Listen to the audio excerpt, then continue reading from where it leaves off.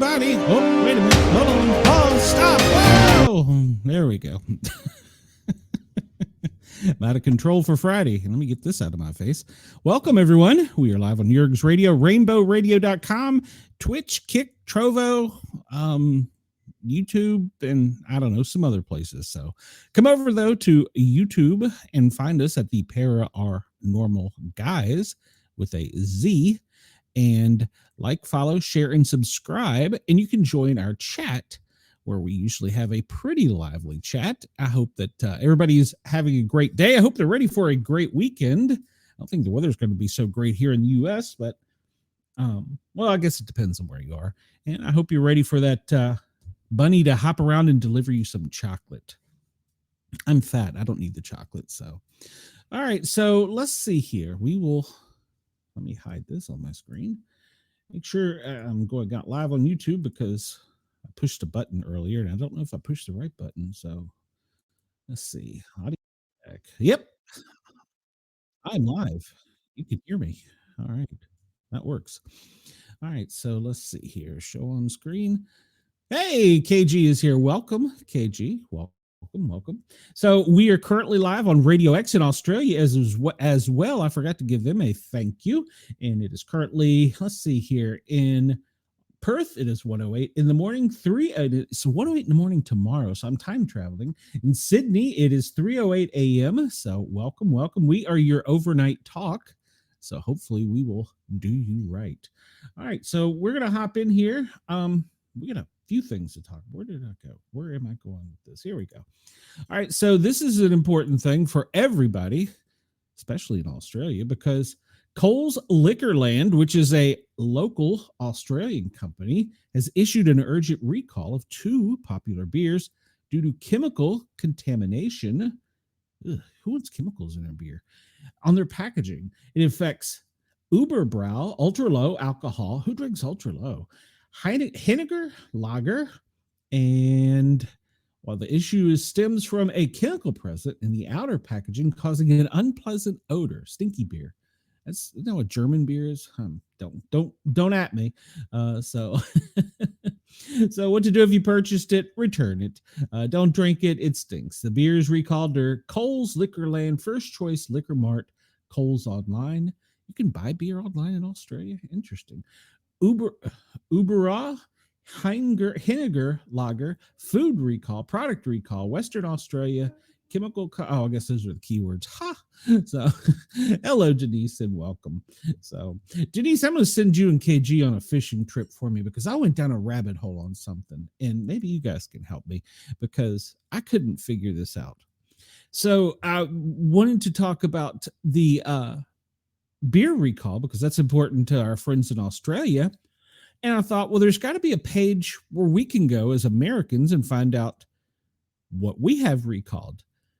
And I found out that you have to go to like the USDA, the U.S. Department of what is it? There's another one, Food and Drug Administration, and there's all these different sites, and none of theirs seem to all correspond. And you could even have a company like Walmart recall a product, and it don't show up on any of the federal sites. So it's kind of strange to me that we don't have one specific site to go to find recalled food or drink.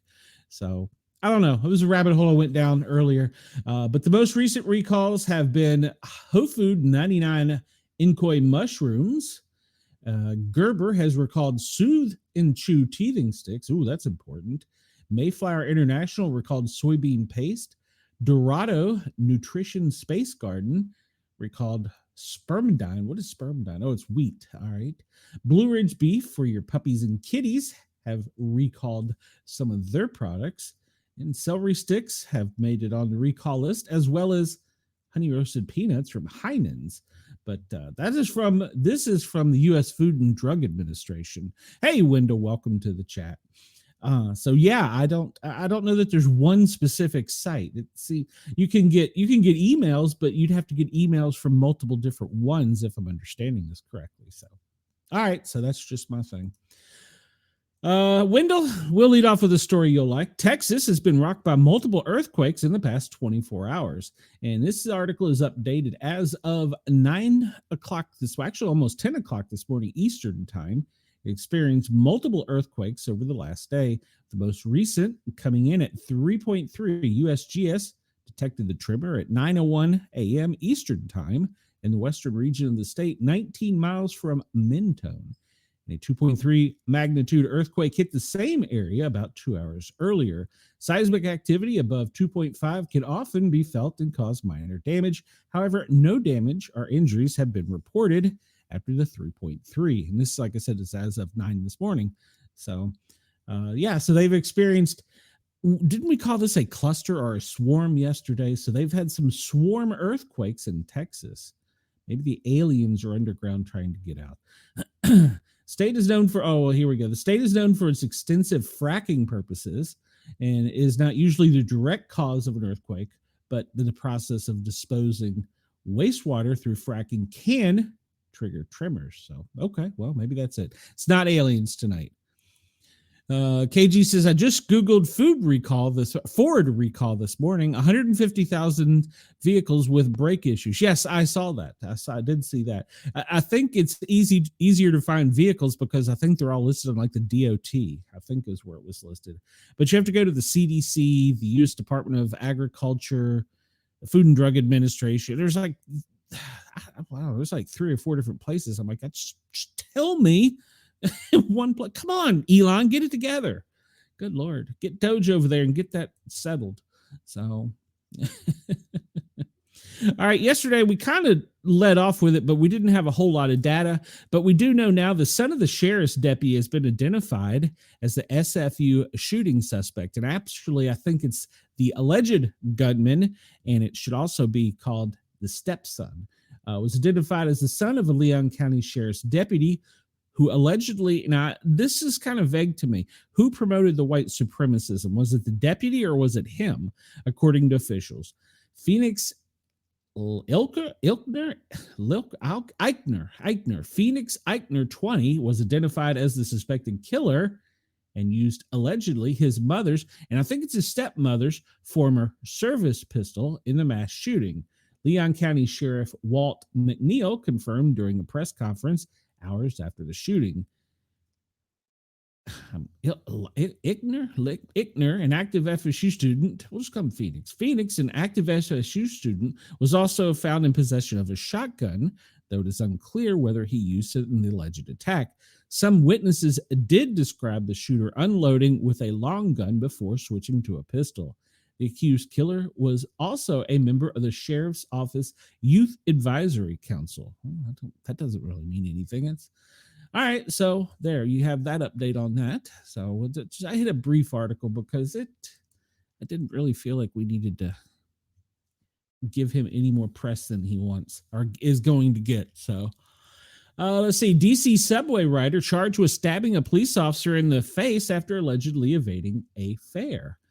So a Washington, D.C. subway rider has been charged with allegedly stabbing a police officer who tried to stop him after he evaded paying the fare. The rider was charged Wednesday in D.C. Superior Court, one day after the incident in which the officer was stabbed in the face, according to the Justice Department.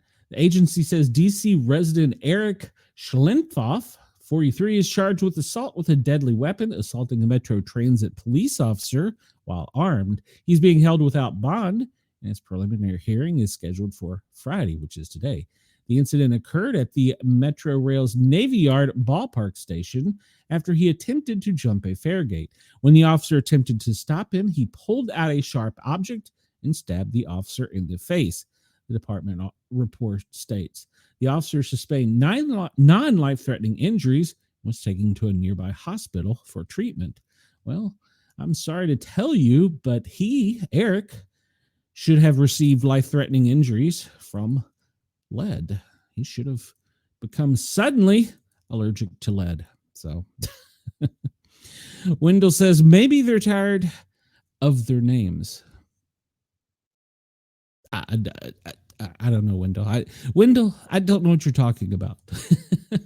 This is a story I didn't see in mainstream media. American citizen was killed in Belize after allegedly attempting to hijack a plane. An American citizen on Thursday was fatally shot in Belize after he allegedly tried to hijack a plane at knife point. This is two stories we've led off with knives already. We talk about this. Akeem Sawa Taylor, who was denied entry to the country over the weekend but somehow entered anyway, was shot in the chest by a passenger who had a licensed firearm, according to ABC. 3 other passengers were allegedly wounded by Taylor. Police officials said that 14 passengers were on board the small plane at the time of the incident, including 2 Americans. All 3 people injured with knife wounds were from Belize. They claim that Taylor wanted to be taken out of the country and was demanding more fuel for the plane, which was almost out of fuel when it landed. The hijacking took place shortly before takeoff. It's not clear how Taylor was able to get aboard the plane with a knife. Okay, they're questioning how it's not clear how he got on board with a knife, but they didn't question that he was shot in the chest by a passenger who had a loaded firearm. So knife beats gun. We got that part, but you're saying it's not clear how he got on the plane with a knife. Well, how did the passenger get on there with the firearm? You can't do that in America. So I don't know. So there you go. That won't make the media here in the United States. So because when a good guy stops something with a boomstick, it just never makes the news for some reason. I don't know why. It's a shocking thing. All right, so I'm going to give you, I know this weekend that you're going to be out busy doing things and having fun, but I want to give you areas to avoid. A series of nationwide protests against Donald Trump and his policies are set to take place on April 19th. Hey, that's tomorrow. In all 50 states, while other protests will take place in the upcoming days. Why it matters? Well, since assuming office, Trump's popularity has fluctuated. Critics have raised alarm over some of his executive actions and cuts to federal government, while he has also been hit with negative polls over his handling of the economy. Grassroots group 50501, which previously took part in a protest of thousands of people against Trump on April 5th, is promoting nationwide protests on the same day against the Trump administration. Other protest groups, including Refuse Fascism and Civil Rights Sundays, are also planning actions. 50501, a group that emerged in early 2025 and is short for 50 protests, 50 states, one day. Man, that's cool. It's like a catchy government acronym. Said the April 19th demonstration will be to protest what it describes as a hostile government takeover. Wait a minute. Did we not all go vote in November? I'm just curious. Overseen by the Trump administration, it is said it is against Trump's executive actions, mass federal layoffs overseen by Elon Musk in the Department of Government Efficiency, and the immigration's crackdown. The group said on social media posts that it wants 3.5% of the U.S. population, which would be 11 million people, to participate. It said this figure would amount to the sustained resistance in order to make a difference. That sounds like some very scary wording. That would be, okay. A blog called We the People Dissent, made by author Kay Starling, has compiled a list of protests to take place between April 19th and 27th. A link to the website showing all the lists can be found here. And this is from a Newsweek article, which is published this morning at 10:04 a.m. Eastern time. So depending on where you live, you can look here at the map and see that, can we just open this image in a new tab? Let's just do that. Let me minimize that. Let's see here. There we go. Well, it's kind of small. Can't make that bigger. I can. Just kind of, I'll have to fix that.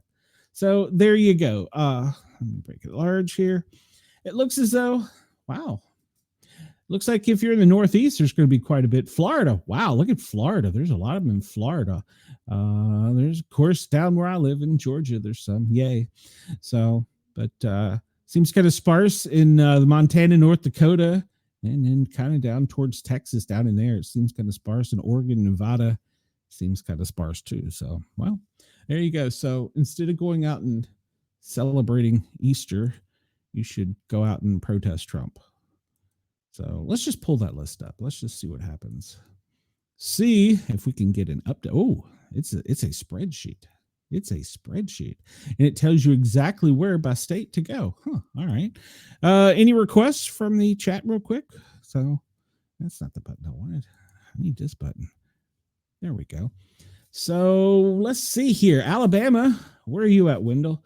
Dothan. Well, you can go. You can go in Dothan for April 19th Day of Action. So can I make that wider? No, it won't let me make that wider. Let's see here. California. Oh yeah, shocker. California. Wow, California. Look at all that. Look at Colorado, Connecticut, DC, KG. If you want to go to DC on April 19th, they're having some events there. It might be interesting. Boca Raton, Claremont, Coca, Crystal River, Davenport, Daytona Beach, D-Land. There's 2 of them in D-Land. Dundon, East Hillsboro, Eustis, Fort Lauderdale, Fort Myers, Fort Pierce, Groveland, Jacksonville, Key Largo. Come on, Key Largo, really? Key Largo is a nice place. Key West, oh, come on. You're driving me crazy. Kissimmee, Lake County, Lake Mary, Lakeland, Leesburg Marathon, 2 and 3 in Miami. Good Lord. Mount Dora. Really? Mount Dora. Huh. Shocking. Orlando. That's interesting. All right. Pensacola. Wow. That's the future home of the Sportcat, I think. And I see in Georgia here. Atlanta, there's 2 of them. So why is there going to be 2 of them in Atlanta? But anyhow. And let's see. Decatur. That's right by Atlanta. Johns Creek. That's right by Atlanta. Tucker. That's... Stop the cuts in Tucker. Probably like 2 people. All right. Well, there you go. So if you want to go out and join some of these, you can see this list. It's linked to Newsweek. And if you do go out and join, maybe you can report back to us and let us know how much fun they were. Because I'm going to imagine they're going to be a barrel of fun. They seem like such people I want to go hang out with. So, all right. So we'll go on. And Wendy's, apparently... The person who is on X for Wendy's that does their X's or tweets or whatever they're called, they're golden. They are golden. They come up with some of the best things. So Wendy's roasted Kate Perry for space flight and then chickened out. Can we send her back? was their tweet with a picture of Kate Perry. Upon her return to Earth, following her 11-minute suborbital, that's key word, Sarah, because they keep calling themselves astronauts, but astronauts go into space. Sub means below. Aboard Blue Origin, Kate Perry claimed that the flight had the unique opportunity to unify the country. I don't think it's exactly how it worked out for her. So, okay. I don't think that's exactly how it worked out for her, because a lot of people are saying you spent more than enough emissions and footprint for, I think, like 20 households in a year or something on that. So, but yeah, and they're blasting rich celebrities for going on a, and I'm sure I'll get added for this, a ride. So, because they went on a ride, because if you're going to go on a space flight, first off, you're going to enter space. They were subspace, so they were not on a space flight. Second off, if you're in a vessel that you can control, and when I say control, you can steer or somehow make it go left, right, aft, forward, down. You could somehow control it, and it would have some type of navigational system complete with lights. None of those were on that phallic-looking ride. So they went on a ride, because a ride, you get in, you get buckled up on, it does its thing, you enjoy the ride, then you get off the ride. That's what they went on. So, but yes, they mocked the flight in a viral tweet, and we're going to talk also about this. And they said, can we send her back? And Keisha used the post. I really don't know what the dig between her and Keisha is. I don't really care, but at any rate. So, but somebody apparently complained. The corporate lamos at Wendy's have gotten involved and released a heavily sanitized statement, seemingly meant to get back in the singer's good graces. We always bring a little spice to our socials, but Wendy's has a ton of respect for Kate Perry and her out-of-this-world talent. I just can't. The fast food company said in a statement on Thursday. The corporate response followed a lengthy 5-paragraph statement provided to People magazine and attributed to a source close to the situation that derided They read it too. Wendy's for posting blatantly inappropriate tweet that was meant to publicly demean a woman. It was a joke. Wendy's didn't make a joke. They made a choice.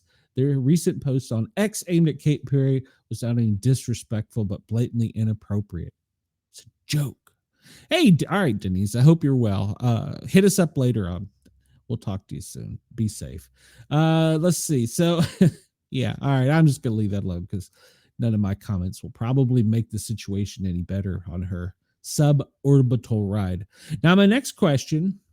All right, we're going to go there. Since we're talking about it, what do you think? Did they really go to space? Did they really go suborbital, or was it all staged? Ever since Kate Perry and Gayle King took their 11-minute trip to the edge of space, the internet has been ablaze with wild theories. According to the internet-dwelling conspiracy theorists, the all-female crew's journey on Jeff Bezos' Blue Origin rocket was an elaborate hoax. Now social medias have latched on to yet another bizarre detail as proof that the crew never went to space. On X, formerly Twitter, commenters claim that Kate Perry's hair didn't float like it should have if she was in microgravity. In particular, conspiracy theorists have latched to the fact that NASA astronaut, a true female astronaut, stuck up in the air at wild angles during her time on the space station. Yeah, she was quite known for that. One spectacle commenter complained the real astronaut lady that SpaceX saved had her hair all raised. This is so fake. Maybe she has a lot of hairspray in. I don't know. Well, look at the lady behind her. That's Gayle King, too. Her hair is up, and even if you went up, your hair should be pushed down by G-force. If you're coming down in your weight, it at least should be whatever. So the strange video showing Gayle King's hand disappearing has once again sparked rumors. Her hand disappeared? I haven't seen that one.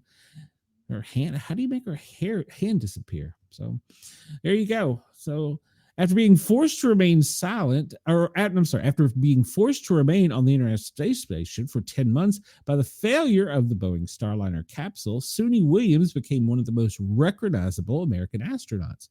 It's hard to forget that face, isn't it? But look at her hair. Her hair is, but she's in space. She's not suborbital. So Williams' permanently vertical hairstyle even caught the attention of President Donald Trump. I almost called him Donald Reagan, who dubbed her the woman with the wild hair. That's funny.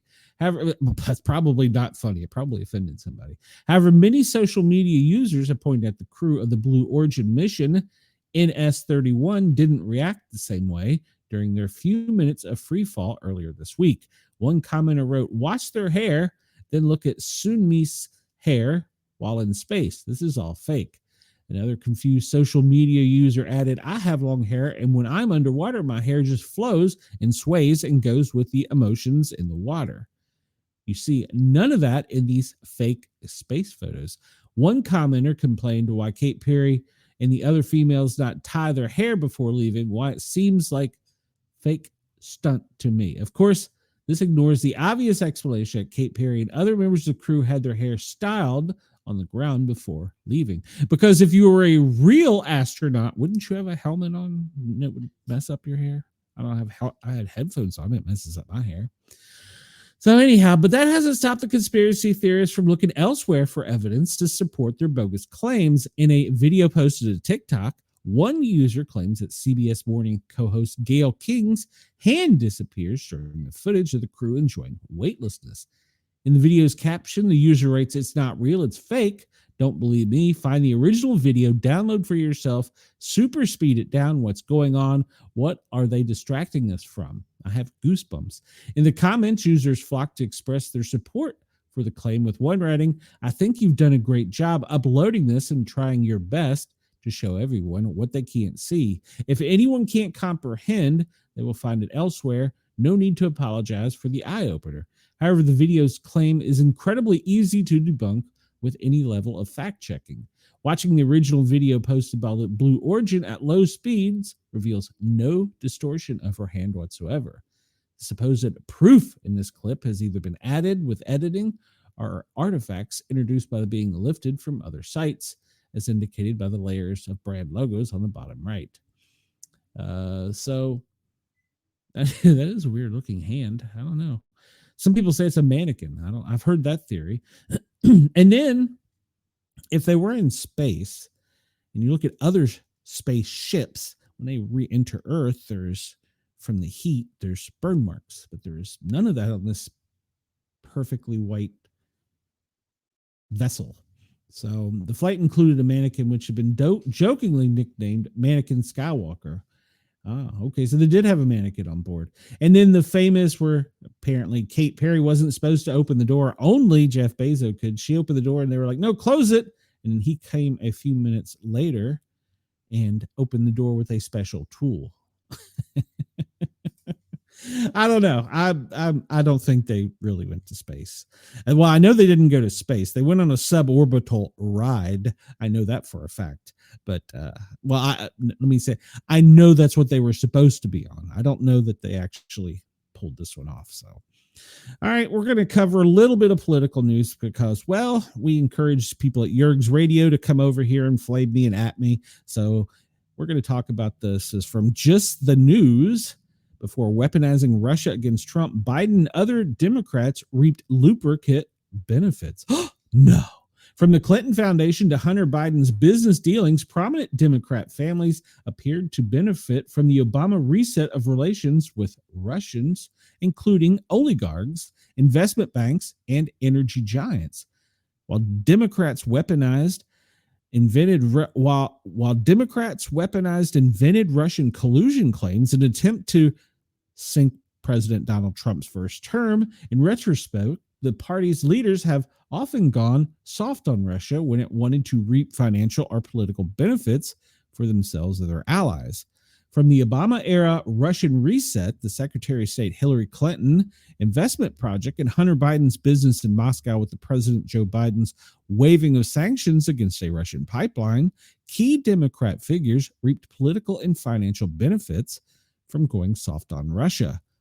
Newly declassified documents produced by the FBI and the Department of Justice crossfire hurricane investigations into allegations that then candidate Trump are members of his campaign coordinated with Russia to influence the 2016 election, wholly discredited the probe. For example, one key informant's account was deemed unreliable. An official disputed a key media narrative, and key source Christopher Steele leaked his infamous dossier to the media. Last week, FBI Director Kash Patel transmitted to Congress hundreds of pages of declassified documents from that investigation following a declassification executive order from President Donald Trump last month. Just the News, that's the name of this site, made all 700 pages from the declassified binder available to the public. So you can go to Just the News, find this article, and download it if you want to fact check what I'm reading. Despite several years worth of focus on the allegations from the Democrats in Congress, an investigation by special counsel Robert Mueller did not establish any criminal Trump-Russia collusion.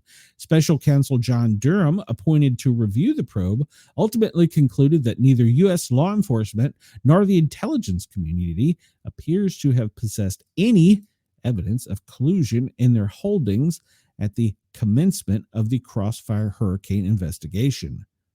The Russian reset.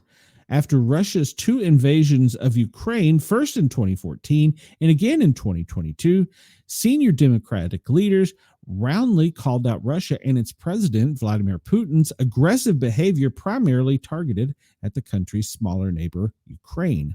But in the years before Moscow's invasions, Democrats enriched themselves politically and personally from the Russian oligarchs and businesses in the region while empowering Putin with energy and technology deals that still haunt America today.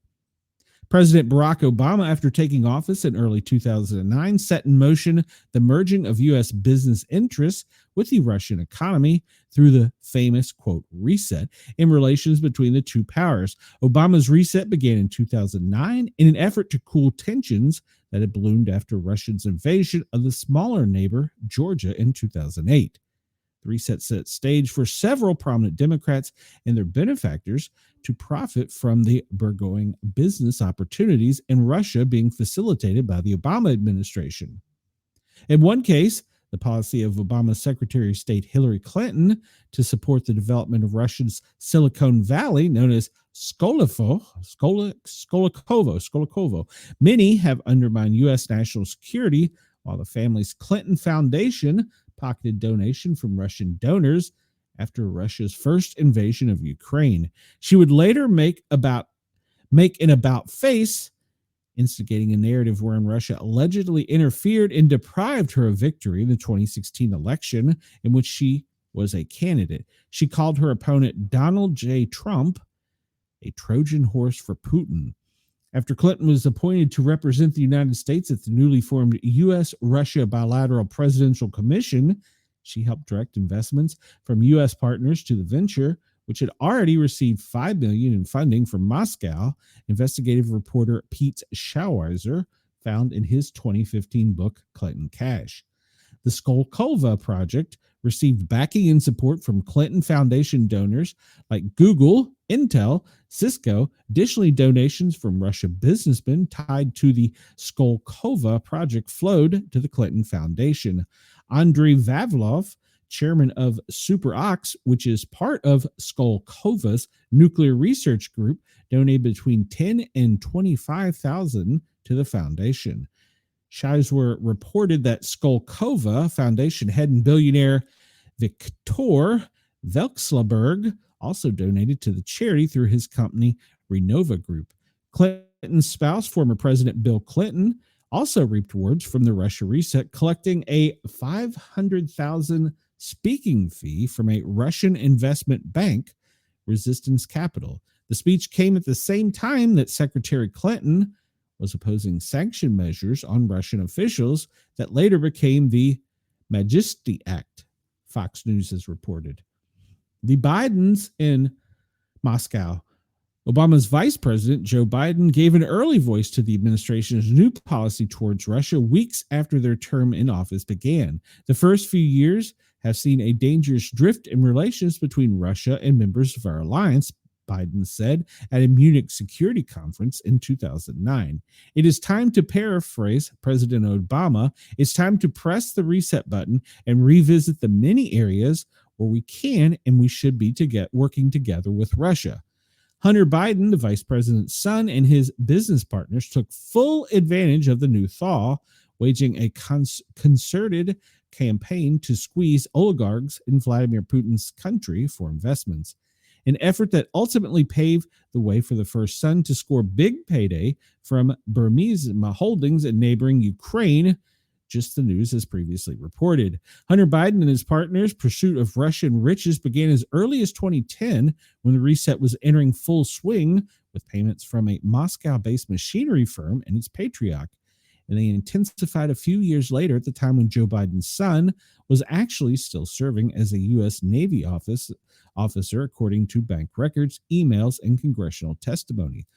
Along the way, Hunter Biden and his partners Devin Archer discussed plans to open a Moscow office for their Rosemont Seneca partner firm, created a U.S.-Russia-based coalition, and pursue a real estate venture with one oligarch that could have topped out at $1 billion, the evidence showed. Wow. Ahead of the Russian seizure of Crimea and covert invasion of the Donbas region of Ukraine in 2014, Hunter Biden and his company were on the verge of significant expansion in Russia after years of courtship. Rosemont was working on developing a real estate fund targeting the potentially lucrative Russian markets as relations thawed.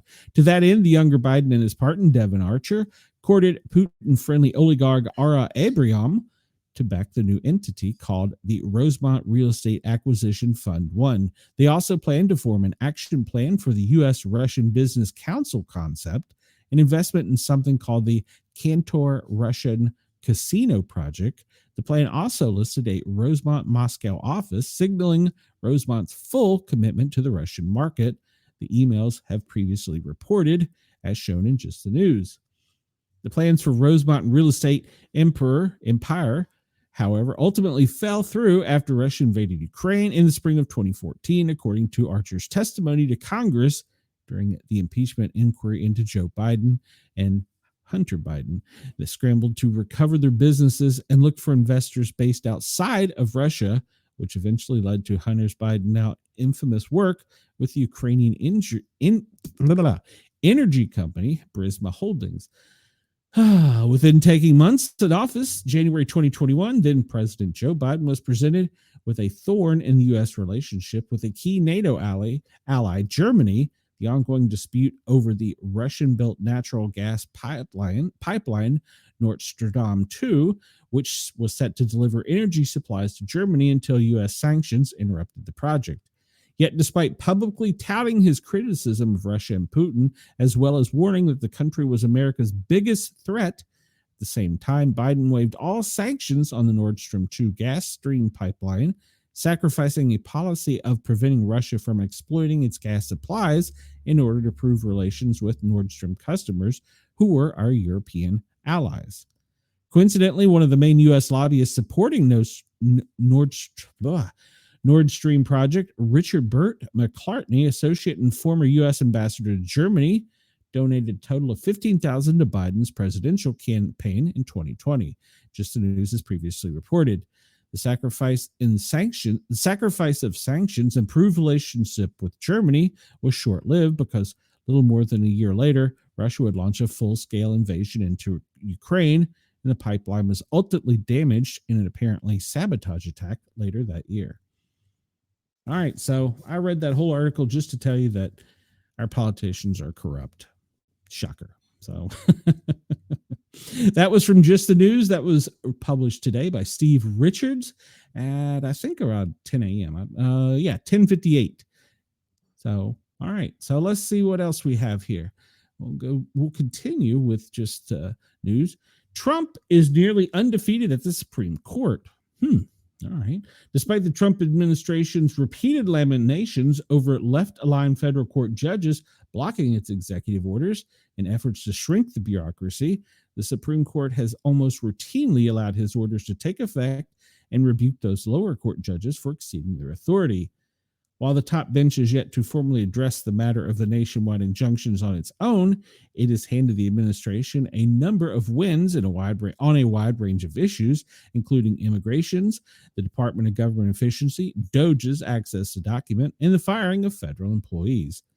Lower court judges attracted the ire of MAGA-aligned lawmakers and White House staffers amid a string of injunctions and prompted legislative efforts to rein in their authority. The House of Representatives last week passed the No Rogue Rulings Act, a 218-214 vote. All right. I have to read that. I haven't read that one yet.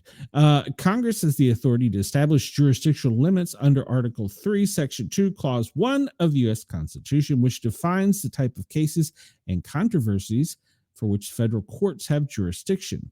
In this case, the legislation would bar judges from issuing injunctions, save for an order providing for injunctive relief, except in the case of such an order that is applicable only to the limit of the actions of a party to the case before the such district with respect to the party seeking injunction. Therefore, holy cow, that's a lot of legal words. So I'm going to stop there because it's going to confuse me. But apparently, he's batting 1,000. So there you go. You can go to Just the News and read this entire article if you would like. It was published April 16th at 11 p.m. by Ben Whedon. By the way, a lot of these and Just the News today had a lot of decent stories. And Supreme Court is going to review his birthright citizen plan. The Supreme Court on Thursday said it would hear oral arguments for President Donald Trump's plan to end automatic birthright citizenship for individuals born in the U.S. to illegal immigrants. Trump ordered the end to birthright citizenship has been halted by 3 district courts across the United States, according to the AP. The Supreme Court will now hear the argument on 15 May. The Trump plan to end birthright citizenship is blocked until then. So, all right. Go check that out and form your opinion. As a first responder, I can tell you I have friends that work in fire EMS, and there are people that will barely make it across the border just to have a baby. I'm not making that up. You can go and do a Freedom of Information Request Act if you'd like of some of the emergency services along the border and see what the call volume tells you. All right, so Just the News also publishes Supreme Court Justice Elena Kagan. I should know our Supreme Court justices' names. Denied emergency appeal to halt deportation of Mexican immigrants. Liberal Supreme Court Justice Elena Kagan on Wednesday denied an emergency appeal to stop the deportation of 4 Mexican migrants who claimed they would be targeted by cartels if they returned. The 4 flyers, all family members, were ordered to report to immigration officials on Thursday for deportation, but attempted to get it delayed so they could file a petition for formal review, according to Fox News. Kagan, who oversees appeals from the Ninth Court, did not comment on her decision or refer the matter to the full court. Attorneys for the filers claim that their clients who are in the U.S. illegally all face threats of violence by cartels if they are not allowed to remain in our country. Other family members in Mexico were allegedly beaten and threatened by cartels after they refused to cooperate. The petitioners, which is the illegal enterers, faced imminent removal and have been directed to report to Immigration Office 417. That was yesterday. The attorney wrote, "This is despite credible and detailed information and documentary evidence showing their targets of cartel violence due to their families' ties and refusal to comply with the extortion demands. It is not clear if the family had been deported at the time of this publishing." All right, then. So I'm gonna skim over this because there's a lot of articles on this. This is retired ICE field agent John Fabricator details the criminal history of Kilmar Aberrego Garcia, the El Salvadorian and MS-13 gang member at the center of the immigration court case. He is not a Maryland man. He's not a United States citizen. He's always been an illegally present illegal alien, he stated. Is that the whole article? Shit, I could have wrote that. I was thinking there's more to it than that. Hell, I could have wrote that article. All right, it was like an X. Maybe this will give us a little more substance. Maryland sheriff deported illegal alien backed by Democrats is 1,000% an MS-13 gang member and domestic abuser. Hartford County, Maryland Sheriff Jeff Gaylor said 29-year-old Kilmar Aberrego Garcia, an illegal alien, was he trying to look like Elvis there? Just asking for a friend. Who was deported to his native El Salvador by the Trump administration, is 1,000% a member of the violent MS-13 gang and a documented domestic abuser. Senator Chris Van Hollen, he's a Democrat from Maryland, traveled to El Salvador this week to visit him in their mega prison, El Salvador's mega prison, after he was deported there last month by President Donald Trump. Van Hollen, with the backing of other Democrats, including Maryland Governor Wes Moore, failed presidential candidate Hillary Clinton, is demanding Garcia be flown back to the United States. Isn't it time for her to go away? She's old. Go away. Garrett told Fox News on Thursday that Van Hollen's efforts are horrible and said that Garcia is 1,000% member of MS-13, a documented domesticated abuser. Are you convinced by the White House that he's an MS-13 gang member? Fox News' Bill Hemmer asked him. Oh, 100,000%. Yes, indeed, 1,000. No doubt, he said about his gang membership.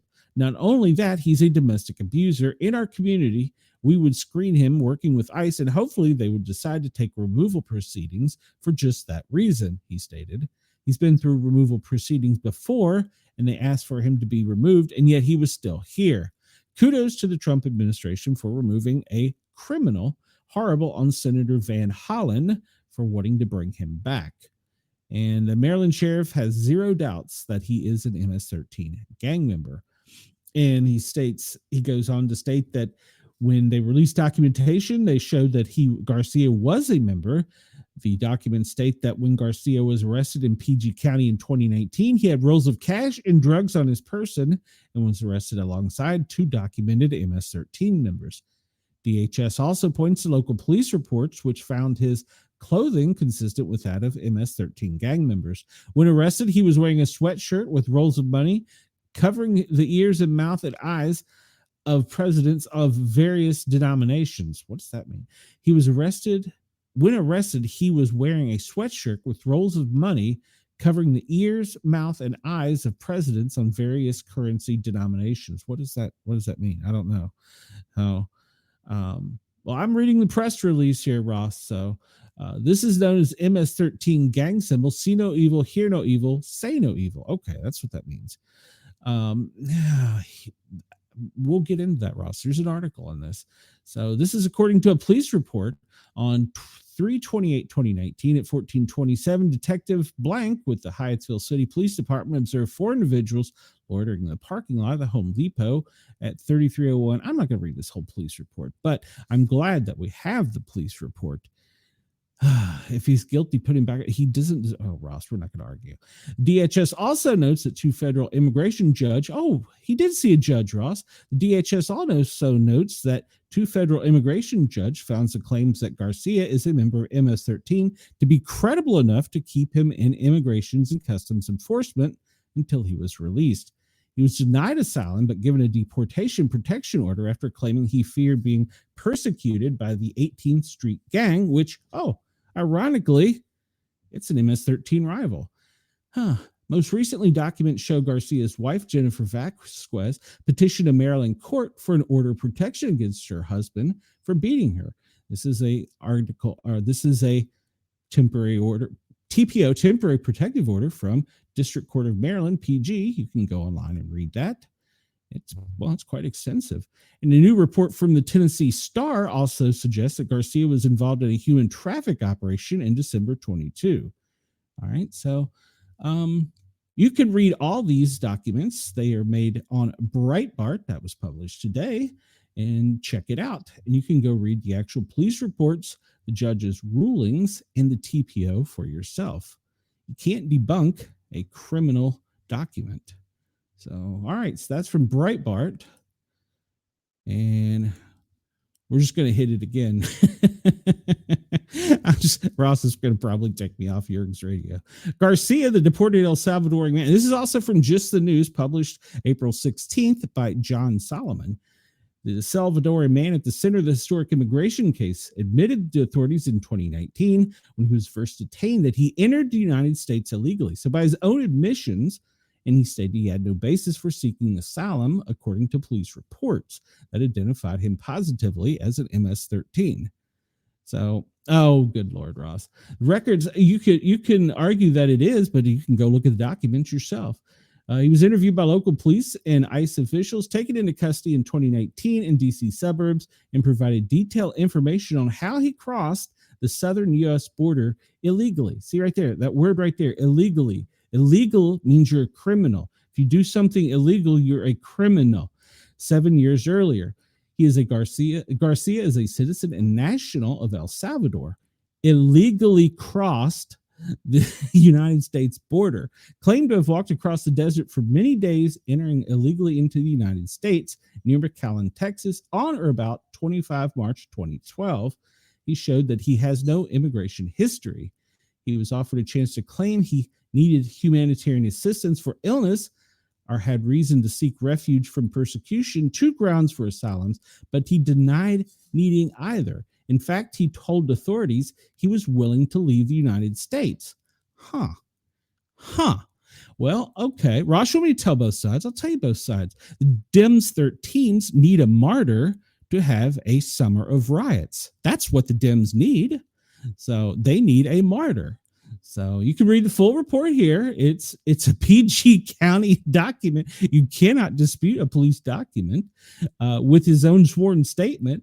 Now, I will say that some of the things I said, like wearing a Chicago Bulls hoodie, come on, anybody can wear Chicago Bulls clothing. I wear Redskins, excuse me, Washington Commanders stuff and Tennessee Volunteers stuff. In fact, I'm wearing it right now. So, but yeah, so you can go read all these documents for yourself. Just the News has them, and he even has a section to dig deeper and get more details. So there you go. Well, Ross, I'm just telling you, I'm reading. I hit the wrong button there. I read the whole thing myself. So deported immigrants Disputed gang ties, suspected trafficking, illegal status detailed in evidence. This is from Just the News. And it goes into showing the growing body of evidence that the man at the center of one of the most significant deportation cases in modern history wasn't the peaceful, law-abiding father from Maryland, as his wife and lawyers have claimed. So I'm not going to go into it because we've pretty much hit it ad nauseum, but you can read the court order, you can read the deportation things, you can read the police reports. They're all here for you to form your own opinion. So I think that what they're trying to do is they're trying to find a martyr so that they can have a summer of violence against Trump. This is my opinion. I'm speaking. If I could read the whole thing, Ross, I've been reading it. I think they need a martyr so that they can try and keep this going. Because didn't we just say they're going to have how many riots and ask 11 million people to take to the streets Saturday? Huh. Oh, wait. Biden administration flagged the El Salvadorian as illegal alien suspected of human smuggling. This is also from Just the News. So goes into the whole article here. I'm not going to read the whole thing, but you can go read the reports yourself. They're here. This is a report from Tennessee under the Biden administration. He was driving a vehicle during a traffic stop that was flagged by HSI's Baltimore field office as suspected human trafficking or smuggling in unspecified target in a Maryland investigation. And there's a police report in Tennessee on that. You can go read. It's linked right here. So there you go. All right. And Representative Tim Burchett, just happens to be Republican from Tennessee. Why do I keep hitting that button? Claims that the heart of the country is at stake. Representative Tim Burchett says Obama appointed U.S. District Judge James Boasberg, who ruled to hold Trump officials in contempt of court for continuing deportation if he's blocked, is proof that it matters who we elected as president. Republicans need to realize what's at stake for their country and stop playing ball with moderates. Now, I wish they would just put that in an X, because it would be much simpler and one less screen I would have. So, we already covered this, but we'll finish the article here. Ross says it's a MAGA thing, and we don't do that at Mastiff Media. I don't know what she's talking about, but Wendy's doesn't apologize for trolling Kate Perry's space ride, but has a ton of respect for her. Yeah, they trolled her pretty good. I like that. That was a funny article. All right, let's see here. And I'm not even going to... Tulsi Gabbard goes into the drop today of the RFK assassination file drop. You can go over to the Daily Wire and check out that article, because there's been a 10,000 page drop that they're making online, and you can view it at the National Archives. And this author, which is from the Daily Wire, interviews Tulsi Gabbard and then go over the whole thing. And we did this. Trump administration releases previously classified Kennedy files, what to know, why it matters. This comes to us from Newsweek, and they are dropped today, so you can go read all those documents on the National Archive. All right. How about this? Here we go. This will be a good story for Ross. Clever boy, dogs understand us more than we realized. Training dogs requires patience, consistency, and using gestures or verbal command, which canines understand through different tones, but new research found they might listen in on conversations, even if it's not directed to them. Owners often use dog-directed speech when speaking with canines. This is a happy voice. The baby talk, occurs when someone uses increased intonation and pitch range, which attracts the dog's attention. Dogs are more likely to follow commands efficiently when using the baby talk. Owners often use speech when they're talking to their dog, but animal experts from the University of Lincoln in Sussex, England, and Jean Montet University in France wanted to test whether dogs could understand and identify meaningfully content as the name buried among irrelevant sentences and spoken flat tone. Good Lord, Rush, you're blowing up my chat. What are we? It's for our audience. Blake that made that mistake. I see you as better than his ego. Am I wrong? I don't know what you're talking about there, Ross. So I'm just reading the article, Ross. So that's what I'm reading. And when I say I'm stating my opinion, I state my opinion. So, but we're talking about dogs right now, and they contain a certain passage included by the dog's name by Come On Now, like Alfie, Birdie, pass me coffee. I wish I could get a dog to bring me Mountain Dew. All about 50 dogs of different breeds, such as Dachshunds, Saint Bernards, listen to the recordings in a room with their owners' backs to them. Researchers measured the occurrence and duration of the dog's gaze at their owners after hearing a familiar phrase. The study, published on April 12th of the journal's Animal Cognition, found dogs were more likely to respond to meaningful phrases when spoken to with DDS, which is the baby talk. However, they could still detect their names among neutral reading prosperity. Researchers noted that dogs' ability to recognize speech could also have been aided by pauses owners made in the recording. They found that the dog's brain can sift through speech without exaggerated cues, tones, and movements, which was previously believed to be unique to humans. So there we go. Our dogs are smarter than we give them credit for, and I still can't get one to bring me a Mountain Dew. And Ross says you were being actually misleading, unlike me on YouTube. and you did hold on a minute, and you didn't talk about an opinion. No, I did say my opinion is they're looking for a martyr. That is my opinion, so that they can do this 11 million man thing. That's what they want. They want a summer of uprising, and I don't think that's just, that is my opinion. But I think we can look and see what will happen in the near future, because people are calling for things to happen. And I'm kind of confused about this. Why are they calling Superman Christ or Moses? They say that Superman has religious and ethical undertones that add to his mystique. He was born Kryptonian, raised Methodist, and sketched into existence by two Jewish teens in the 1930s in Cleveland. Faith and morality are his DNA. There are no overt religious references in Superman, but over 8 decades, he's been viewed as a divine entity, a savior figure. His sacrifice Christ-like, his will to lead as strong as Moses parting the seas, and his compassion akin to Buddhista, an enlightening being who guides Buddhists on spiritual paths. While scholars, comic book writers, and fans alike are struck by the religious undertones in Superman, they say what separates him from the ever-growing superheroes is his singular ability to bring hope to a hopeless world. And then, of course, James Gunn sparked it all with the Superman that he made. So where Superman wasn't as good as we thought. So this article comes to us from AP. You can go check it out. It to me kind of hit me, since I'm a comic book fan, and I've never seen a reference to where I would have thought he was either of those two. That's my opinion too, Ross. I've never seen it where I thought that Superman was God or Moses. So, and we won't cover, well, we'll show the video. How about that?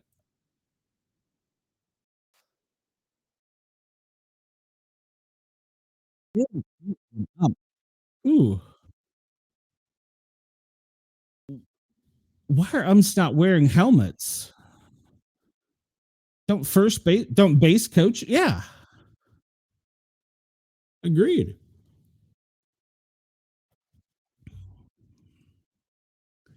That had to hurt. Holy cow. Yeah, I would have thought that base coaches have to wear them. Why do umps not have to wear them? All right, so we will get back to this because we're sending more Navy to the southern border, but let's get into what we normally talk about. Get into happier things over here. Today is, where'd it go? Wait a minute, bring it back. Today. April 18th. That is today, right? Yes. It is National Exercise Day. Not for me. It's Good Friday. It's the Friday before Easter. It's National Clean Out Your Medicine Cabinet Day through the third Friday in April. And it's National Animal Crackers Day. I haven't had an animal cracker in years. A National Poem in Your Pocket Day, and National Columnist Day. National Lineman Appreciation Day. We do appreciate them. All right. So it was the top of the hour, and I forgot to mention, thank you to Yerg's Radio, Rainbow Radio, and Radio X in Australia. We come on here every day, and we do a show where we read some articles that are trending, and then we go over and we talk about things that are going on and do a daily operations briefing along with a somewhat detailed weather forecast. And so we talk about today, we're getting the daily briefing from FEMA. This was published by them on Friday, 18 April, which is today at 8:30 a.m. And they are still under the national current operations, worried about the power in Puerto Rico. And they are monitoring severe thunderstorms that are going to be in the southern plains to Great Lakes, heavy rain and flash flooding in the southern plains to middle Mississippi Valley. We've had a lot of water here in the south. Fire weather in New Mexico and western Texas. And a declaration request activity came in from Texas and from the New Mexico Rio Grande fire. And they will be monitoring an event, the Boston Marathon. I forgot about that. That is this weekend. Situation analysis. Beginning around 12:38 Eastern on 16 April, a widespread power outage occurred across the Commonwealth of Puerto Rico. As of this morning, which is, as we talked about, 8:30 a.m., 98% of the power has been restored to Puerto Rico, and Luma and Genera, Puerto Rico, have restored power generation to the island. There have been no requests for federal assistance to FEMA. All right, so it's impacted 313,000 in Puerto Rico. Currently 17,000. They're almost done. They've almost got it cleaned up. Hopefully they do by now. And so FEMA is monitoring it, but they have not been called in for assistance by Puerto Rico. All right, so the Boston Marathon, the 129th Boston Marathon, will take place on Monday, April 21st. Monday is a holiday, with anticipated 530,000 people in attendance. The marathon has been designated a Special Event Assessment Rating, a SEER, by the Secretary of Department of Homeland Security. FEMA is designated in the lead federal consequence management agency. All right, so they have the EOC and Massachusetts. The Massachusetts State Police is designated as the lead law enforcement. So the EOC is at full activation, and FEMA Region 1 is monitoring. They will go to enhanced at 7:30 a.m. on April 21st. And they've updated their roster, and they've put, what is IMAT? What is IMAT? I know that one. IMAT will be on alert. What is IMAT? Hold on, let me pull that up. I remember that when we dealt with them. What is IMAT?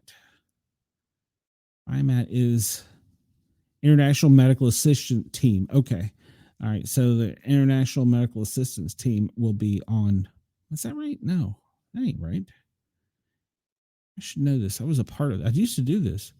Rapidly deployable team designed by the IMAT teams are key components of disaster response. And okay, yeah, it's medical and rescue. Okay, so the teams are going to be on standby. They probably have all the northeastern teams either on alert or probably 2 or 3 of them deployed up there. It's always a good idea for any large event. All right, so the forecast for today. Man, there was some bad hail last night in Oklahoma. Some people were getting their siding ripped off with the hail. So, oh, goodness gracious, it was horrible. If you can see a lot of that on X. Today, they're calling for any higher elevations of Wyoming, Colorado, Utah, Arizona, part of New Mexico, for some mixed precipitation or snow. But from the southern border of Texas all the way up pretty much past St. Louis, almost to the Great Lakes, we're going to have some severe thunderstorms possible. And of course, with that, we also have a little bit west of that, New Mexico, they're concerned about the fire weather because of the dry humidity and high heat. Now, Saturday, that is going to increase, and it's going to pretty much go across the center of the country, and the heat from the Gulf moisture is going to come up and meet with it on Saturday, and it could produce some violent or tornadic activity, actually, from pretty much Texas, Arkansas, part of Tennessee, Illinois, Indiana, that whole section, Tornado Alley, and a little bit east of it, almost probably Kentucky, Tennessee, Mississippi, Louisiana, probably extending into there. Sunday, that cold front coming from Canada is going to push down a little bit and kind of kill the energy out of that, so it won't be as bad. But if you have a weather radio, if you don't have a weather radio, you need a weather radio. You need a flashlight and some kind of pocket tool with you at all times, so that if you get into imminent danger, you can help yourself. Let's see. So they're calling for the worst rain to be pretty much from the tip of Texas up to, well, let's just say up into New England, with the heaviest part pretty much taking out Oklahoma, uh, part of Indiana, all of Arkansas, not all of Arkansas, part of Arkansas, in Missouri, yeah, Missouri, Illinois, Arkansas, yeah, all of that. And but that hazard area is going to be that kind of little tornado area. They said no hazards are posted for Alaska, but I think we'll see some here in a bit. With fire weather, they're concerned really about the critical area along the Texas, New Mexico border, almost all of New Mexico, but it's going to be elevated for probably West Texas and all of New Mexico. And down where you are, Yergs, you might want to keep an eye out. There's an elevated risk of fire weather potential. And fire weather potential pretty much means don't have an open flame, don't burn anything outside, and for God's sakes, seek cover if you see something coming. So this is talking about the FEMA assistance for the fire management grant in the Rio Grande area. They're at partial activation, and they have sent some people to help, but that fire is ongoing. We'll cover that here in a bit. Space weather. Once again, we're going to be concerned about HF communications, but it's pretty much going to affect the Atlantic and Africa, parts of the Middle East, but we're more concerned about it more for like GPS spotting and stuff like that, and some communications. So we see here that FEMA has 10 district housing operation missions still going on. We can see that they're still working with North Carolina, Virginia. No, I'm sorry, not Virginia, West Virginia, Kentucky, part of Tennessee, and Alabama, and part of Georgia. And that may extend today with some of the tornadic activity, because I understand, I think there was 40 homes in Oklahoma that were totally gone. So yeah, that'll probably change. Declaration request type in Texas for storm and flooding. They don't list a county there, so I assume they're listing the whole. It is statewide. All right, so statewide. All right, so that is your FEMA daily briefing. Let's go over here and see where the commander-in-chief is today. As always, there's a 9 a.m. press time, and at noon today, he participated in a swearing-in ceremony for the administrator of the Centers for Medicare and Medicaid Services. That was in the Oval Office at noon, but it was closed to the press, and that is all he has on the calendar for today. And they don't have anything listed where he is flying out of town. Usually they'll list, when the Marine One comes and when he departs there and gets to Maryland, blah, blah, blah. So, but they don't have that listed. So he might be staying in town this weekend. Well, he probably is, because I think this is the weekend they do the Easter egg hunt on the White House grounds. I think that's this weekend. All right, so this is pretty much the same thing, but this is National Weather Services. They say that there's nothing to be watching in the Atlantic. There is just off the screen here a little bit of a storm. We'll look at more in the wind thing that they're keeping an eye on, but it hasn't really caught their attention. In the Pacific, there's nothing as of yet. We are entering hurricane season, so start preparing and being ready for it. This is just a more updated version of today, what's going to happen. And we still look at the center of Texas, pretty much up through Illinois, almost into the Michigan region, that whole tornado area there for severe thunderstorms. We know that last night in the tip of Oklahoma, there was some severe hail, some tornadic activity, and it was reported up to 40 homes were lost. Tomorrow, it's going to pretty much from Kansas City down to central Texas. It's going to be the worst part, but anywhere in the shaded in zone here, pretty much Texas, Kansas, Arkansas, Oklahoma, Missouri, Illinois, Indiana, Ohio, Pennsylvania, New York, up into Vermont, New Hampshire, Maine. You can expect some rain, but the most heavy is going to be in the center of the country with that tornadic activity.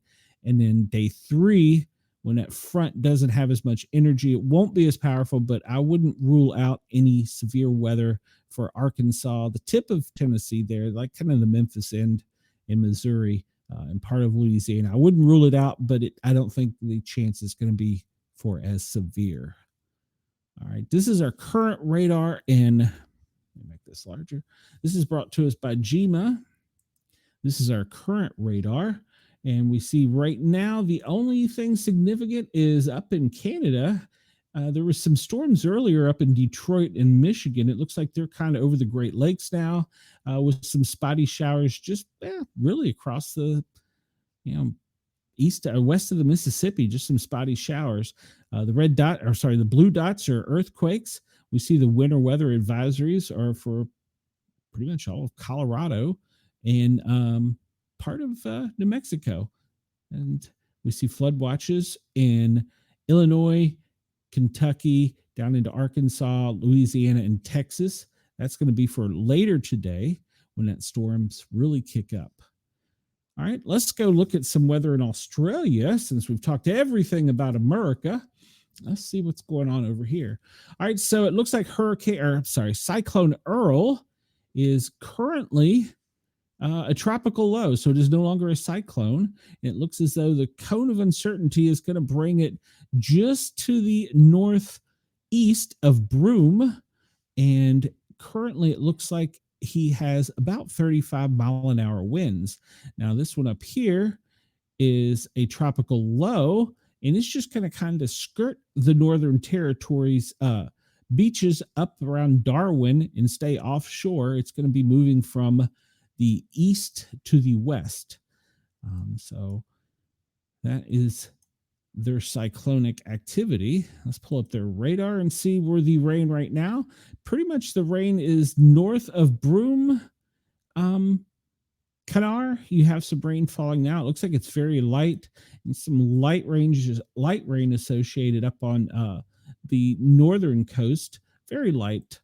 And then down in Queensland, some light precipitation. South Australia, along the shoreline there, you've got a little bit of precipitation, but none heavy.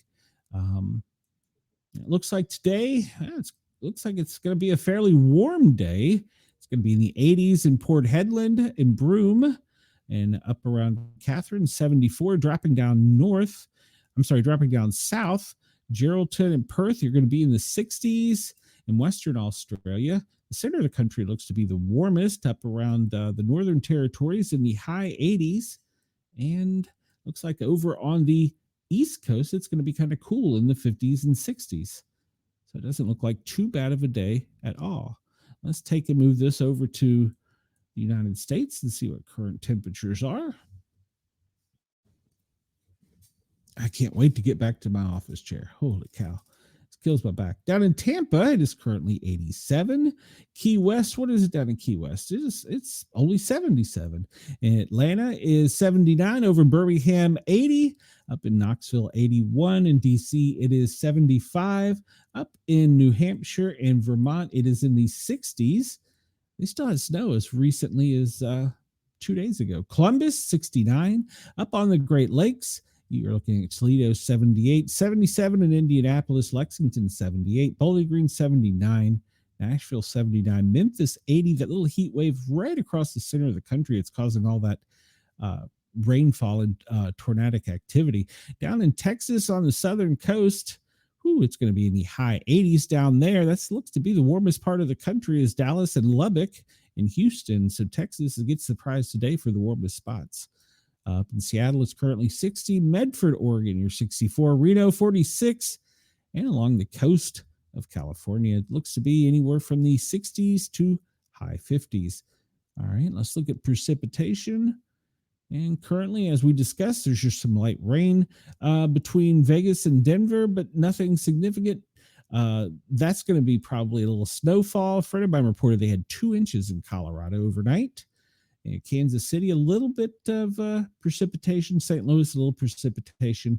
This will really kick up later this afternoon. Up around Detroit was where it was most active earlier, and right now it's currently in Canada, coming into Erie. So I think hopefully that's going to skirt up along the Canadian border in New England and stay out of our hair, but it might be a little tricky in upstate New York later on today. And let's see. Satellite radar, we did all that. Let's go over here. And this, I just bring this up because, well, it's the big, blue, beautiful, perfect round globe. And you can see the world in real time, and it just shows you the cloud cover. And you can spin it around and look at everywhere except for the bottom. You can't look at the bottom for some reason. There's no clouds down at the bottom. It's only a black void. I don't know why. Uh, it's a joke. Um, but yeah, you can just look at the cloud cover. We've pretty much talked about all this. So there you go. There's that. And we'll move on. This is the current wind map. Actually, let me update this because this is when I pulled the map up earlier. This is as of 2/10/14/10 Eastern. The highest wind speed in the country is currently at 35. We see pretty much that cold front is trying to push down, and it's just northwest of Dallas, where it's got that little wedge there coming off the Rocky Mountains that's pushing it northward, kind of northeast up towards Chicago, Columbus. It's pretty much straight line off of the Atlantic coming out of New York. But down in the Gulf, that moisture is trying to pull up, that energy is trying to pull up through the south and go to the northeast. And that's where it's going to draw energy later today. There's not really a lot of wind on the west coast coming off of the Pacific, but if you get down lower in towards the border, most of that is coming across Mexico from the Pacific into the country. And it's kind of turbulent. It's always kind of turbulent. We'll look at that on the air map here after a while in the Colorado Rocky Mountain regions. Those mountains will cause the winds on both sides to be a little bit squirrely, but we'll look at the bigger picture here in just a minute. I pulled this up earlier. I'm going to refresh this because I believe that it has moved on slightly still in Detroit. Let's zoom in on Detroit. Actually, it's Pontiac and Sarnia going into Canada right now is most of the electrical activity, the lightning activity. It's moved on. It's pretty much between what is that? Sarnia to London, and then it skips above Hamilton. So up above Toronto, and hopefully that will continue to skirt up towards Ottawa, Montreal, Quebec, and not really be a big concern for the Northeast because it's cooler up there. It should lose energy and not be as violent towards after it gets towards upstate New York.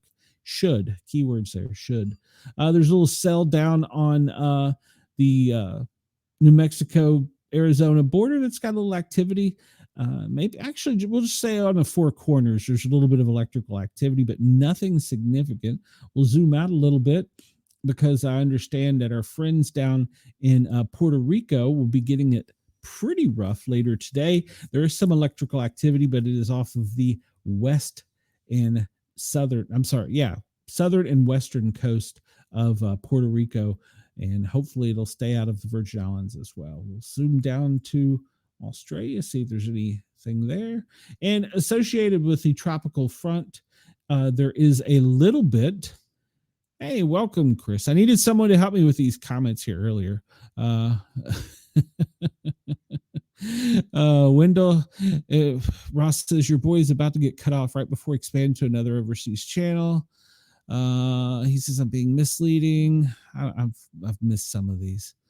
All right, so there's been a whole conversation. No, I don't represent you, Ross. I never said I did. And I go, okay, I don't know. Anyhow, welcome, Chris. So that's the electrical activity from the lightningmaps.org. You can go check it out. And weather warnings, let me refresh this because this is usually pretty update. Puerto Rico's under a flood advisory. Good Lord. Louisiana is under a flood warning. Hey, there we go. Andy has a test message. Arizona winter weather advisory. All right, so that's going to be for the upper elevations. Hawaii has a flash flood. And when it's talking about Tennessee, it's West Tennessee. I don't think it's going to make it till East Tennessee until later tonight. Let's see. What else do we have? Flood warnings, wind advisory. Oh, man, I hate to see those wind advisories down in New Mexico because that's where the fire threat is the highest right now. We're going to show that. There was some pretty good dust storms yesterday in the Southwest too. Red flag warnings for Kentucky. That's also talking about fire warnings. Wyoming still with winter weather advisories. Goodness. And Texas, of course, a red flag. New Mexico and Texas dust storms. Yeah, I saw some of those on X, and that was pretty rough. Blowing dust in Arkansas and Missouri. So yeah, some of those dust storms were pretty rough yesterday. I saw on X. So yeah. All right, so this is Weather Warn, wxwarn.affirmatech.com. You can go check out their site, and it's free site. I don't get paid to do it. I just like to go there and get the most recent up-to-date warnings. But you should own a weather radio, have a flashlight, and a pocket tool with you at all times. And this shows, let me refresh this to make sure we're still good, because I know Michigan was getting hammered. Okay. All right. So they're showing that there's no real concerns of power outages, but we talked about this yesterday. They don't have Puerto Rico on here, and that really annoys me, because we would be showing that the power outages were pretty significant, although they've decreased today, but they were pretty significant in Puerto Rico. So, all right, let's see. So there's nothing there. Oh, my favorite, the allergy map. I went out a little bit last night. It wasn't as bad, but it's still pretty nasty, pretty much from Southwest Virginia, all of North Carolina, Tennessee, and Kentucky, extending over into Arkansas. And yeah, Arkansas, a little bit of, no, not really, pretty much Arkansas. And then in that dry area where the fire zone or fire weather is high today for allergies, tree pollen. Let's see, the aches and pains map, pretty much. Yes, I am. No, thank you. Looks like the aches and pains are up in New England area. Well, it's not going to be good for them with the Boston Marathon, and kind of in the Northwest region, and down in the Four Corners for the aches and pains. I need to find a button to go back without minimizing the screen. The grass pollen map shows, this is all from the Weather Channel, shows pretty much the same. It's orange here through the Southwest Virginia, North Carolina, all of Tennessee, but down further south, pretty much from the tip of Texas all the way across Alabama, Georgia, North Carolina into Florida is horrible. And then down into the lower part of Florida, it's not that bad. But the grass pollen is starting here in the south, and it's always fun. All right. Let's see. Was that the only maps on here? Yeah. All right. This is our current airflow. I'll refresh it again to make sure it hasn't changed. This comes to us from airnow.gov. And it shows the air quality. And if we look pretty much east of the Mississippi, there's very few, well, all of Texas and then east of Mississippi, with the exception of maybe upstate New York, actually probably Pennsylvania, New York, and to further up into New England is not that bad, but pretty much east of the Mississippi, it's moderate breathing conditions today for the air. And if we zoom in here on Colorado, Grand Junction over to Colorado Springs, looks like it's pretty significant. I'm going to bet when we get to the fire map, we see a fire there. And we'll go down here to the tip of New Mexico and Texas, right at the California-Mexico border. There's probably a fire down there that's causing some significant unhealthy air. So, but today is an unhealthy air day pretty much for the entire east side of the country. We'll, with the winds shifting, we showed earlier the winds were going from the south to the northeast. That'll probably all shift up through the Appalachian Mountains into New England. All right, this is the fire map, and this is I show this map because it gives you more detailed numbers, but it doesn't show you the actual where the fires are growing to. So like they're still fighting the fire over in the Appalachians. This is a newer one, B Rock. It is currently 300 acres. Rattlesnake is 26% contained in 1843 acres. North Carolina's had their rash of fires here for the past couple days on the east side of the Appalachians. Most of these down in Texas are prescribed burns. What were we talking about? We're talking about Colorado. Yep, 128 acres. It's 100% contained in Colorado, in Turkey Track. And then, of course, they have a lot of prescribed burns going on there. Down here in the Four Corners, these are all prescribed burns.